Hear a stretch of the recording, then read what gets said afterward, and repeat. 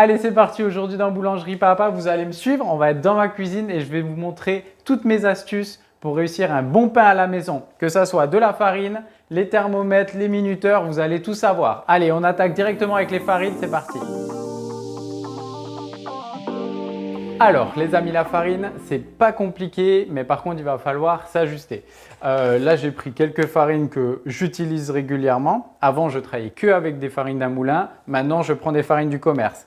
Donc pour la viennoiserie, souvent je prends une farine de base type 45. Je ne conseille pas forcément cette farine, juste une farine T45, souvent elle va être riche en protéines, surtout dans le commerce, parce qu'ils vont blinder un petit peu en gluten ou en acide ascorbique. Rien de grave, c'est pour donner de la force, pour avoir des gâteaux qui vont bien pousser, qui vont être bien volumineux. Et ça sera bon pour la brioche. Donc ça, c'est pour ma T45. Ensuite, les farines de blé, T65, T80, T150, ça va dépendre du pourcentage de son. On va se faire une petite vue du haut. Je vais vous présenter 3 farines, 65, 80, 150 et vous allez mieux comprendre. Alors, j'ai pris une assiette blanche pour que vous compreniez bien.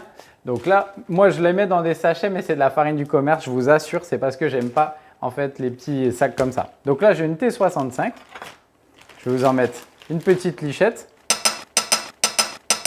Ensuite, ma farine de meule T80. Donc en fonction du meunier, vous allez avoir différentes couleurs, mais là, on ne voit pas trop. On voit un petit peu d'issue. Et de la T150. Donc c'est la farine la plus complète qu'on va trouver. C'est de la farine complète. Hop, normalement, elle va être brune. Ça vient du son, en fait, de l'écorce du grain. Voilà, là, vous voyez bien la différence. Et la T45 encore plus blanche. Donc là, je vous rappelle, T65, T80, T150. Et là, vous voyez bien les nuances. Plus on va grimper dans le T, dans le type, en fait, plus on aura de son et d'issue. Donc, une farine complète, elle sera meilleure pour la santé. Mais avec une farine complète, c'est un petit peu plus délicat de faire du pain. Voilà, pour les farines, ça, c'est simple et efficace. Retrouvez si besoin ma formation sur les matières premières ici et on passe à la suite. Passons au levain. Soit le levain, soit la levure. Donc faire un levain, ça prend franchement 5 jours. Vous avez ma vidéo qui marche très bien sur le levain pomme miel à la maison. N'hésitez pas, vous pouvez regarder.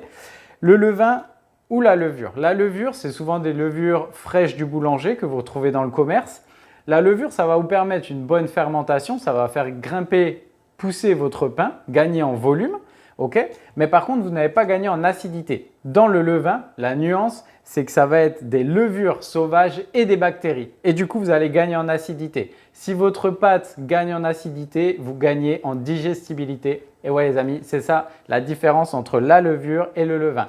Donc ça, je vous laisse faire le choix, mais tout est possible. Allez, on passe au matériel. Yes, alors on y va. Pour le matériel, pour le pétrissage, pas dur. Soit vous pétrissez à la main. Vous allez pouvoir retrouver la vidéo sur bien pétrir son pain à la maison. C'est vraiment facile. En 20 minutes à la main, vous y arrivez largement. Sinon, vous pouvez prendre un batteur. Donc ça, c'est des petits batteurs de table. C'est ce que je conseille à la maison.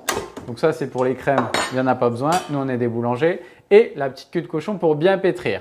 Donc, vous allez gagner du temps, mais ça va demander un petit peu de manipulation avec ce genre de batteur. Après, il y a des gammes plus élevées avec des batteurs d'Itosama, des batteurs un peu de qualité professionnelle que vous pouvez retrouver vraiment pas cher sur le Bon Coin.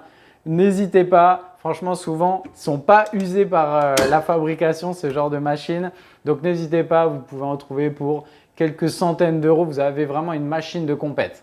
Et ensuite, on passe au façonnage. Alors pour le façonnage, vous l'avez vu dernièrement dans mes vidéos, je le conseille pour éviter de salir tout son plan de travail et de mettre beaucoup de farine. Ça, c'est un des ennemis de la panification. En ce moment, je travaille sur un petit tapis là. Hop, c'est des tapis de façonnage. Vous pouvez retrouver le lien sous la vidéo. Bon là, c'est des Scaritech et depuis peu, ils le vendent aux particuliers. Donc voilà, ça, c'est des petites toiles et ça évite en fait de fariner. Ça s'appelle un tapis de façonnage. C'est rien, mais parfois, ça peut aider sur des pâtes beaucoup hydratées. Vous allez gagner en facilité de travail. Ça, c'est ma petite astuce de pro. Les amis, la boulangerie, c'est surtout la précision. Là, je vous montre mon petit matériel. Ça, je vous cache rien aujourd'hui. Ma balance de précision, c'est des balances que j'avais achetées sur la marque au grand A, mais vous pouvez le trouver dans le commerce. En fait, cette balance, elle va me permettre de peser mes 1 g de levure, 2 grammes. À la maison, il faut très peu de levure, donc ça, les amis, c'est indispensable. Cette petite balance de précision, franchement, vous pesez tout. Et sur ma grosse, je pèse mon eau et ma farine. Avec la petite, mon sel, ma levure, parce que la boulangerie, c'est la précision. Qui dit précision, dit thermomètre. Les amis, surtout la précision dans les températures. Moi, j'utilise mes 2 thermomètres. celui à sonde pour mes pâtes, mon eau, ça c'est très important, et celui à laser, celui laser là, pour mon four. Justement pour avoir une bonne température de cuisson et être sûr de cuire au moins à 250 degrés. Très important, surtout en hiver comme en été, pour avoir une bonne température de pâte, c'est essentiel de calculer sa température de base. Retrouvez la vidéo qui vous explique tout. Hop, collez juste là. Et un petit minuteur, si vous n'avez pas envie de mettre votre smartphone ou votre téléphone avec le minuteur pour ne pas tout péter. C'est très intéressant et très important. Ensuite, on va passer à la cuisson. Alors, une étape essentielle, c'est la cuisson. Comment cuire son pain à la maison en mode facile comme chez le boulanger? Alors, je vais vous montrer déjà, je me suis équipé de mon petit thermomètre. Donc là, je vais vous montrer la petite astuce, c'est la pierre de cuisson. Donc là, j'ai un petit papier cuisson. Ça, c'est mes petites toiles de fibre de verre qui vont super bien. Je les mets tout le temps sur mes pierres. Ça évite de l'abîmer. Là, je ne l'avais pas, c'était un peu abîmé. Retrouvez le lien sous la vidéo, c'est super intéressant. Donc là, j'ai mis mon four à préchauffer il y a à peu près 30 minutes. Il a sonné, il est à 250 degrés normalement. Je vérifie avec mon thermomètre à sonde. Donc ma pierre est bien à 250 degrés. Ça, c'est des petites pierres qui valent une vingtaine, une trentaine d'euros. Vous avez le lien dans la description comme d'habitude. Et franchement, la taille, l'épaisseur, c'est nickel. 1,5, 2 cm, c'est maximum. Et là, si vous avez 250, c'est le top. Maintenant, je vous montre la petite technique qu'il faut absolument pour bien enfourner, pour mettre de la buée. Pour l'enfournement de mon pain, toujours, je fais chauffer mon eau à la bouilloire. Ça permet d'avoir une eau déjà très chaude et ensuite je vais verser cette eau dans mon lèche-frite au moment de l'enfournement. Quand mon eau est en train de bouillir, je vais vous montrer ce que c'est déjà qu'un lèche-frite. Le lèche-frite, c'est la partie basse là. Hop. Si vous n'avez pas de lèche-frite, déjà le nom il est pourri, mais si vous n'en avez pas, vous pouvez mettre un plat à tarte en métal. Voilà, vous le faites bien préchauffer avec votre four, surtout vous faites très attention et quand votre eau est bien chaude, vous allez normalement déposer votre pain. Là, je n'ai pas de pain à cuire. Et une fois que le pain est déposé, hop, vous versez et vous fermez. Et ça va créer en fait la buée. La buée, à quoi ça sert? La buée, en fait, c'est mis par le boulanger en appuyant sur un petit bouton. Et là, je vous ai pris une petite baguette. Ma buée, ça va être de l'eau en fait qui va être captée par le sel présent dans la farine sur le pain. Et cette eau plus la chaleur et les sucres présents dans la farine, l'amidon, hop, ça va créer en fait une caramélisation. Et c'est pour ça que souvent le pain est terne. Pourquoi? Parce qu'il y a trop de farine lors des manipulations.